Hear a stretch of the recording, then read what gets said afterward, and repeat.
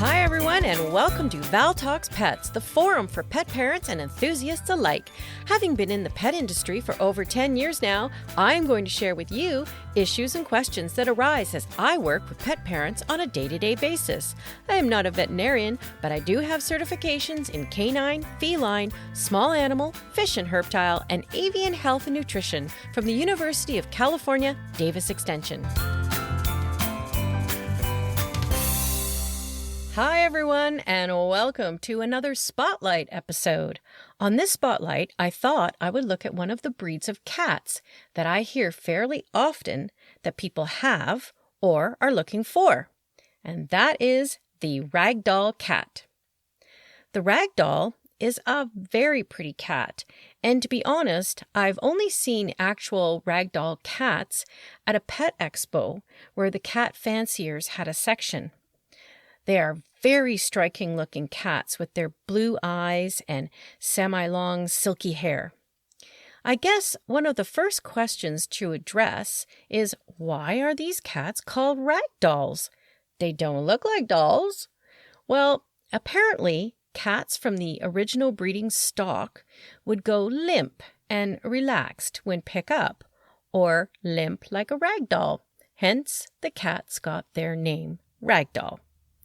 So, when did the ragdoll make its appearance on the cat stage, so to speak?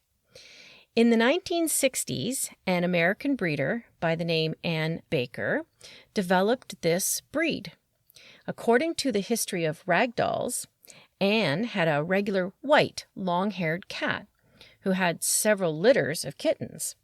This cat was a sort of Persian Angora type cat, and the fathers of her litters were Burman or Burmese-like cats, and one had the Siamese coloration.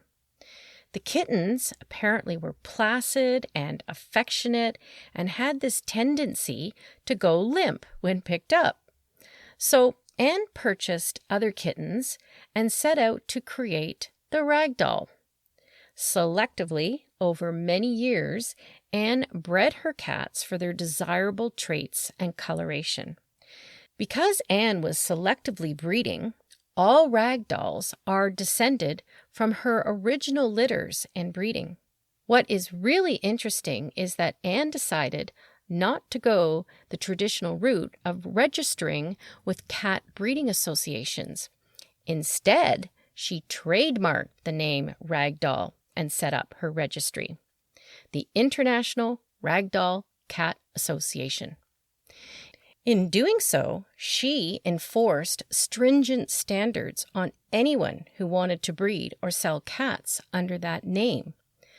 Since Ann Baker's death in 1997, the organization is smaller, and unfortunately, IRCA cats are not recognized in any major cat breed organization or cat show. But in 1975, Denny and Laura Dayton and a few others broke from the International Ragdoll Cat Association to try and get ragdolls mainstream recognition. This group was able to develop the ragdoll standard currently accepted by major cat registries, such as CFA, Cat Fanciers Association, and the FIFE, Fédération Internationale Feline.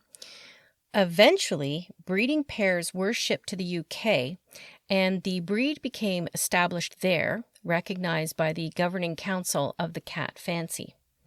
Now, this part is very interesting. In 1994, a second group decided to leave the IRCA and form its own group. Apparently, the increasing restrictions on the breed standards became an issue. This group established the Ragamuffin breed. Remember that Ann Baker had trademarked the name Ragdoll? So that meant that no offshoot had rights to the name. But with Ann Baker no longer alive, the trademark by 2005 was not renewed, and then the name Ragdoll became legal to use. The largest international ragdoll breed club is the Ragdoll Fanciers Club International. So, what does a ragdoll look like? Well, They have beautiful blue eyes and have a V-shaped marking on their forehead. Their coats are soft and thick, so that means regular grooming, and they have thick limbs and long tails.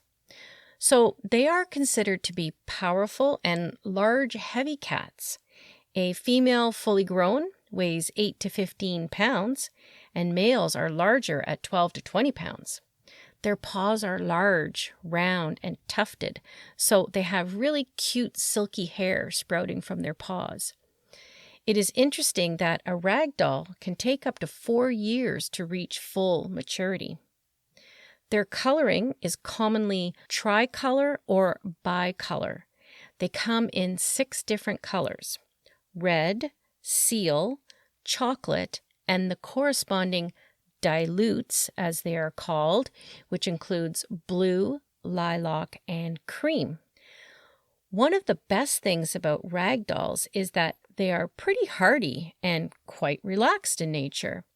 They are great at following people around, so they are like having a little dog. Hence, they are often referred to or known as dog-like cats. They are very non-aggressive and can tolerate things well, so they are an ideal pet for a family.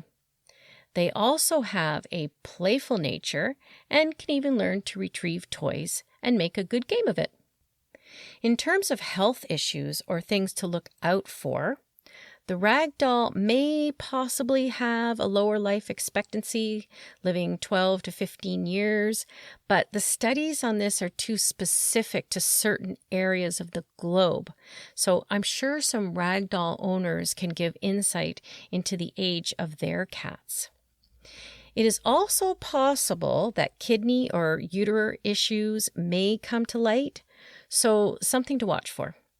In terms of their coat, luckily it doesn't mat easily, but brushing a few times a week will help with any mats, shedding, and tangles. Generally, ragdolls like their grooming time, so this is a great way to show some special attention. Although a ragdoll loves to follow their humans and are quite social, they are not demanding. However, they can develop depression if they are not getting adequate attention. It is often recommended that a ragdoll have another cat in the household.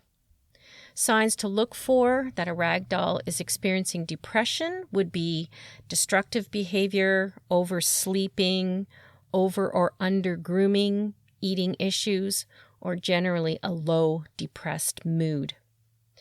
Now, one of the more significant things to look into is hypertrophic cardiomyopathy, or HCM.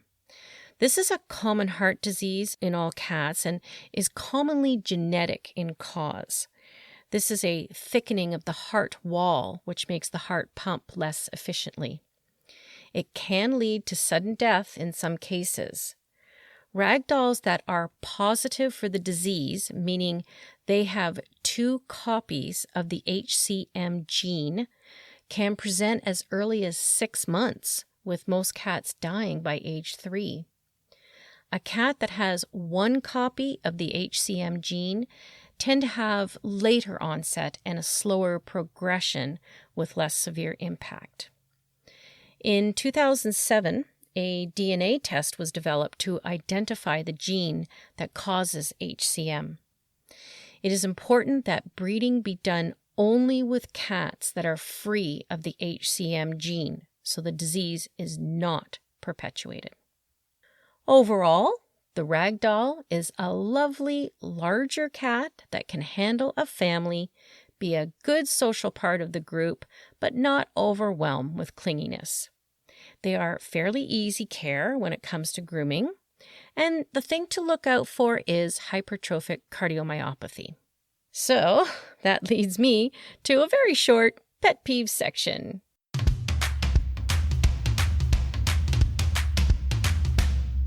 I think the only thing to peeve about here would be about people who want to jump on the popularity of the ragdoll and breed indiscriminately. And as we know, that is a common issue with all breeding, be it cats or dogs. A good breeder should be a part of a recognized registration and the DNA test for the HCM gene should be provided. If this is in place, then you can justify the cost of one of these lovely cats. If this is not in place, then a seller is really not acting reputably, and buying a kitten from such a seller means that the cycle of bad breeding keeps going, and the risk of a serious health issue is not being monitored or controlled. So, don't be one of those people, and do your homework and expect the utmost standards because, as I say, knowing is caring. Thank you for listening to Val Talks Pets. Please remember to follow or subscribe to ensure that you never miss an episode. To really help the show and to make it easier for others to find, please rate and review each episode that you find interesting and helpful. And don't forget that you can also email me at val@valtalkspets.com with topics you would like me to address or with any questions you may have. Also, check out my website at valtalkspets.com and let me know what you think and how we can improve upon it. Thanks for caring.